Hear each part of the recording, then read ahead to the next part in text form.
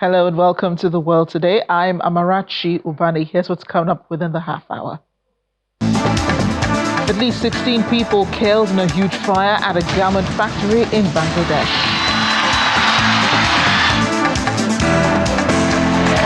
Hungary refuses to close the path of EU countries cutting off Russian energy as the Russian Energy Conference holds in Moscow.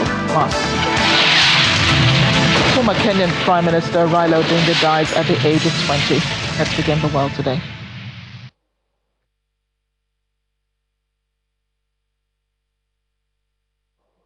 Raila Odinga dies at the age of 80. Now, at least 16 people have died following a huge factory fire in Bangladesh's Dhaka Mirpur.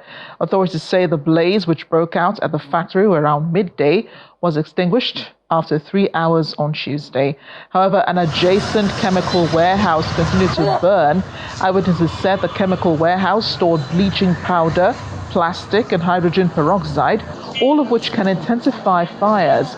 Plastic also releases toxic fumes when burned. Most of the deaths were caused by toxic gas and the building's roof door being locked. Police and military officers are still trying to locate the owners of the factory and the warehouse.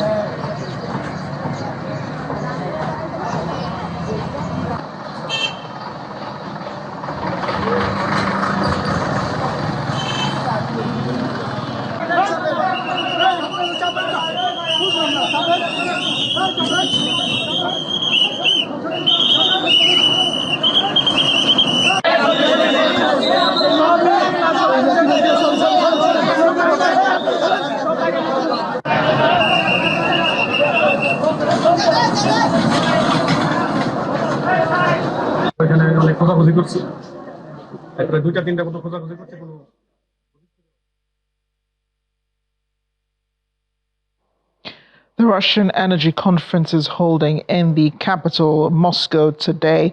All through this week, at least, some European countries and African countries are also attending.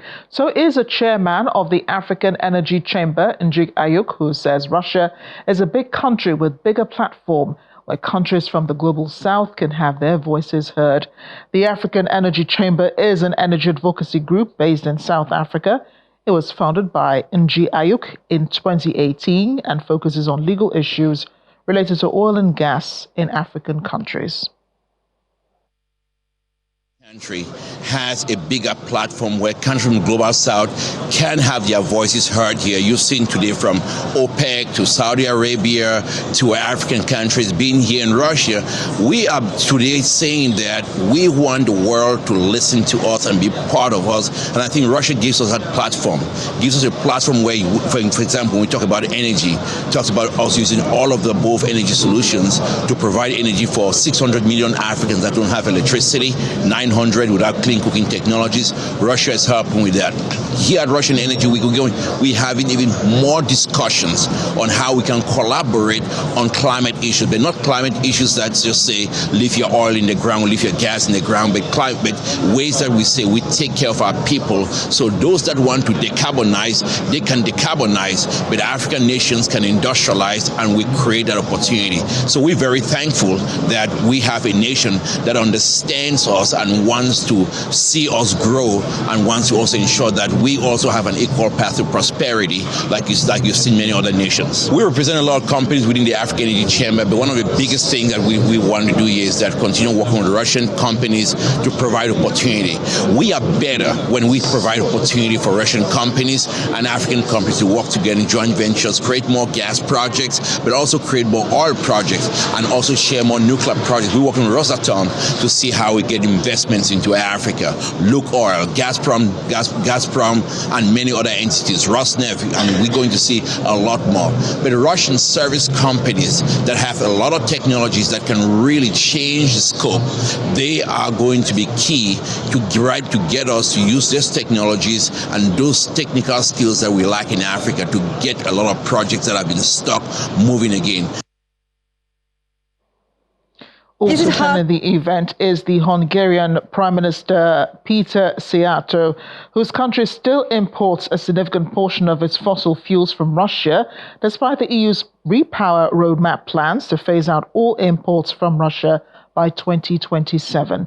This would cut Hungary's oil imports from Russia through the Druzhba pipeline. Hungary's top diplomat has defied the majority EU states by attending the energy conference, where he called the EU's energy diversification attempts to phase out fossil fuels crazy. He expressed his thoughts on the sidelines of the conference in Moscow. Is it hard to be the only common sense guy on Russian energy? And do you think other European countries are secretly on your side? Well, the thing is that I'm not the only one to be openly representing this position, because the Slovaks represent the same position. And yes, there are many who secretly, hiddenly, behind closed doors or on the corridors express support to our position. But for various reasons, they cannot afford to represent that position openly. I'm really sorry for them, to be honest. Germany has seen some economically hard times, and the government in Berlin needs to cut spending to avoid going further into debt. On the chopping block, development aid, including projects in India, Africa, and elsewhere. But Germany is not moving out of these areas. The Deutsche Welle's Lars Halter joins us now with more on this. He's in Berlin. Lars, great to see you as always. What are you hearing from the government? How is the development aid changing in Germany?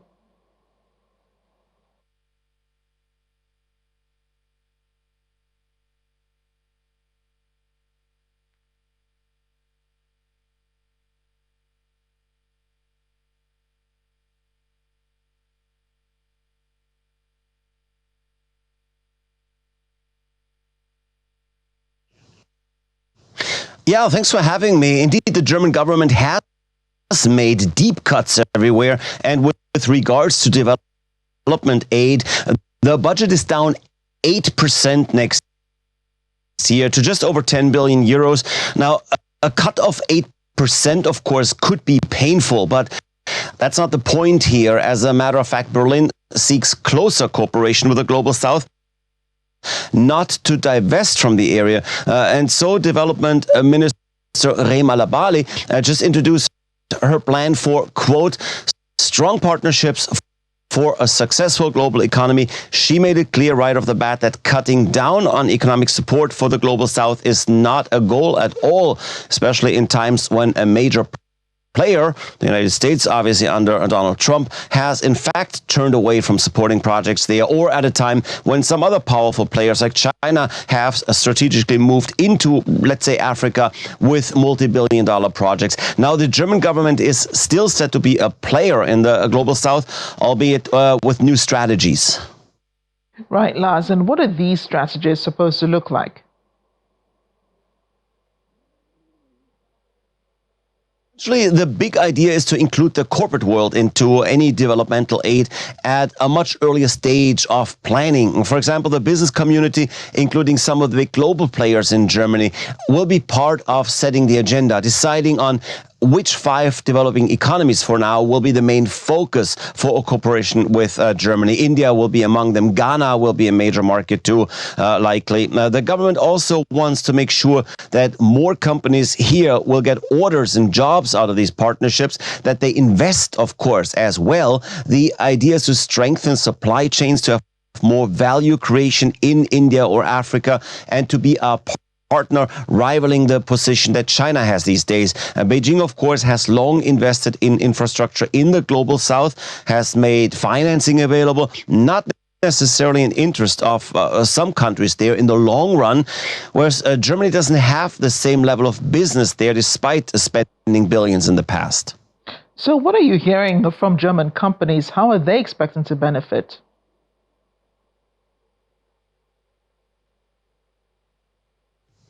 Well, by looking at the Global South as a real market, let's look at a project by Bayer, for example. That's a German industrial giant working in pharmaceuticals as well as agricultural goods.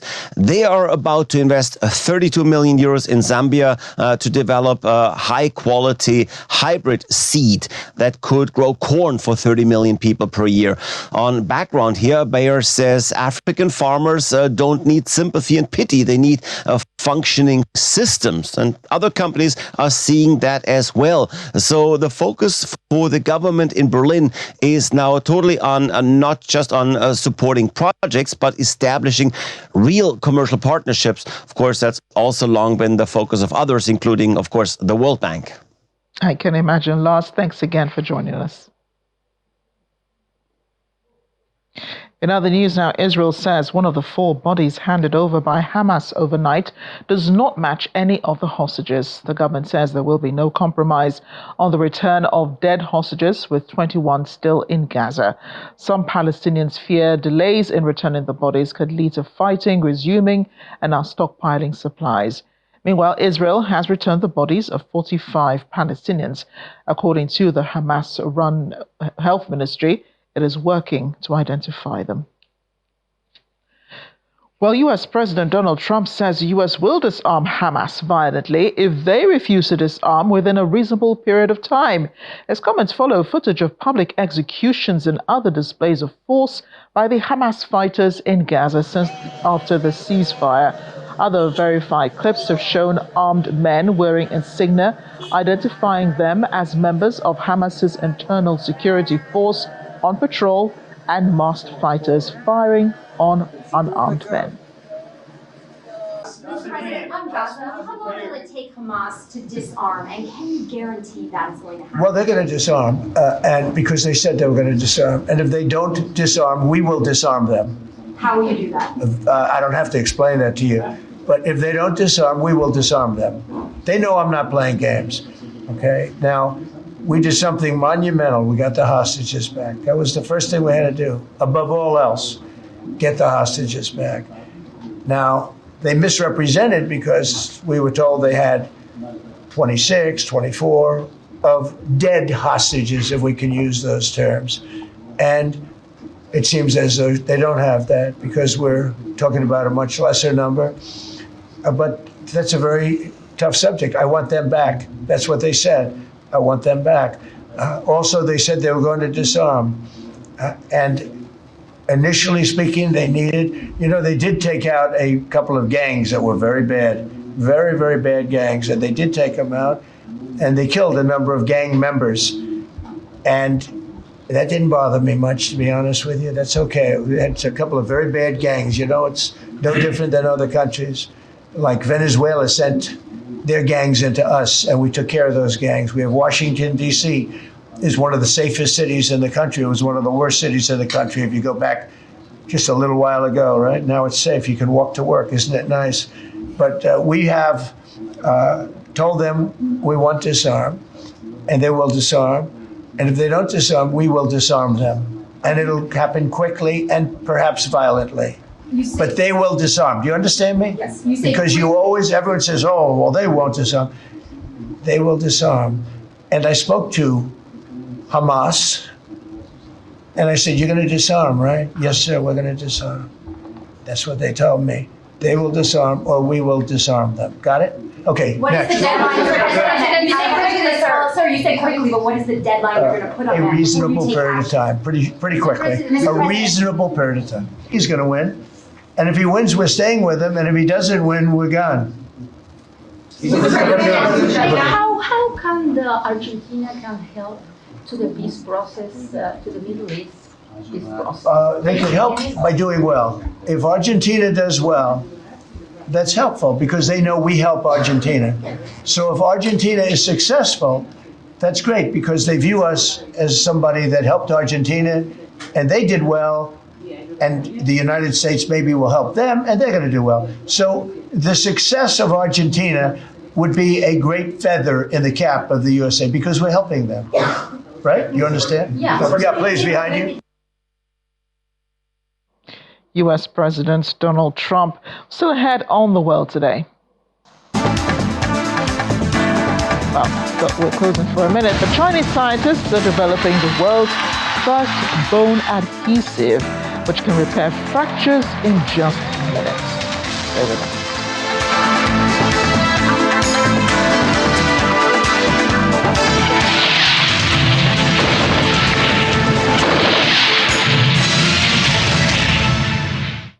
Welcome back. Kenya's former Prime Minister Raila Odinga has died. He was aged 80 years. Odinga reportedly suffered a cardiac arrest during a morning walk at a hospital in India where he was receiving treatment. He did not respond to resuscitation measures and was declared dead at 9:52 local time. Kenya's President William Ruto described him as a beacon of courage and a father of our democracy. He has called a 7-day mourning period for the late Odinga, who will be accorded a state funeral with full military honors. Other Kenyan politicians and world leaders have been sending their condolences, including Indian Prime Minister Narendra Modi, who described Odinga as a towering statesman and a cherished friend of India. South Africa's President Cyril Ramaphosa said he was a leader who placed the interests of his country and continent first, while Zambia's Hakainde Hichilema described Odinga as a towering advocate for democracy, whose legacy will endure. Cameroon is still waiting official declaration of who won Sunday's presidential election. In the meantime, international observers such as the African Union and the Economic Community of Central African States have revealed their thoughts on the conduct of the polls. During a press conference earlier today, the ECCAS congratulated the people of Cameroon for the civic-mindedness, calm, tolerance, and serenity that they demonstrated throughout the process. However, observers recommended the timely distribution of voter cards, the proper counting of any uncollected cards at the closure of polling, and their sealing and forwarding to the competent authorities in accordance with the Electoral Code to preserve peace. According to local media, 36 observers covered 228 polling stations across all 10 regions. Opposition candidate Issa Chiroma Monday declared victory in the presidential election over incumbent Paul Biya, who is seeking an unprecedented 8th term.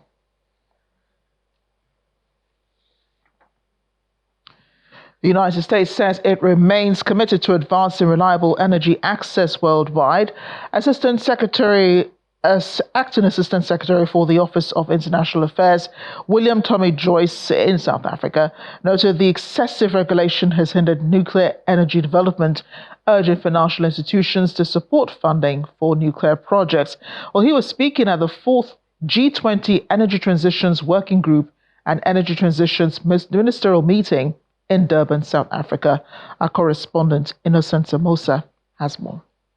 Executive orders. U.S. President Donald Trump has signed 4 executive orders aimed at reviving America's long-awaited nuclear energy agenda. However, supporters see the initiative as a way to reset U.S. leadership in global nuclear technology, countering growing influence from countries like China and Russia. U.S. Acting Assistant Secretary for the Office of International Affairs, William Joyce, says the plan focuses on modernizing nuclear regulations, reactor testing, and the country's industrial base. Countries, by the way, are already lining up to fill the order book for the first small modular reactors coming off the manufacturing line. And we do not want Africa and the global South to miss out on this opportunity. At home in the United States, Secretary Wright has emphasized the urgent need to add 100 gigawatts of firm baseload power capacity to the U.S. grid. In South Africa, some members of parliament have welcomed Joyce's remarks, saying they align with calls to simplify policies that could unlock investment in the sector. When the U.S. now has taken a decision to say they're going the nuclear route, they have convinced the World Bank and they want to work with African countries, particularly South Africa, to revive the nuclear discussion and interest. We do welcome it and we want to see the changes. And we want to see World Bank put its mouth where its money is they have to support the nuclear build programs and finance it for Africa growth and development. And we want transformation in our country. So today it looks like that is coming to reality and to fruition, and people are appreciating the technical aspects of nuclear, and that nuclear can be used for peaceful purposes, and it is a very powerful source of energy, and it is affordable and can be financed. For decades, nuclear power has provided a reliable low-carbon energy source, yet investment and innovation in the sector have stagnated. We feel very strongly that, as I said earlier, this is not the start, this is not an event. This G20 is the start of a conversation that needs to carry on, particularly within the African context. So we've got some legacy projects that we're driving that we will be implementing, and this conversation is going to continue over the next few years as we try and implement the changes that we're making, particularly around access and then the clean cooking imperative. Delegates here are calling for financial institutions to fund the just energy transition. But of course, some delegates here are saying that the issues around nuclear has been hampered by legislation. It's going to be interesting to see what comes out of this event as we continue to shape conversations around the just energy transition, energy poverty, and of course, creating decent jobs. From Durban in Zimbabwe, South Africa, Innocent Samosa, Channels Television News. Well, you will never look at your bones the same again when you learn what Chinese scientists can do in orthopedic care.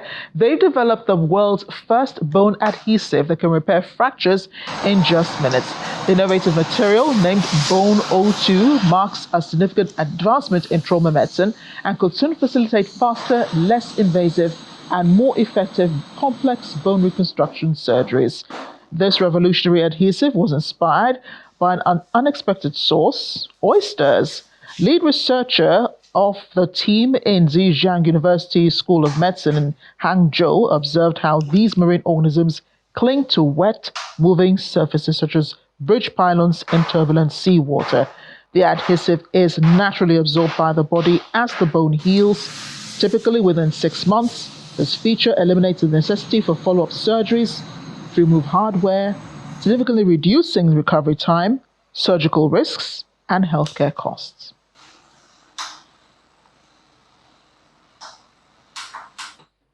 That is really interesting. Thanks for watching The World Today. I'm Amarachi Ubani.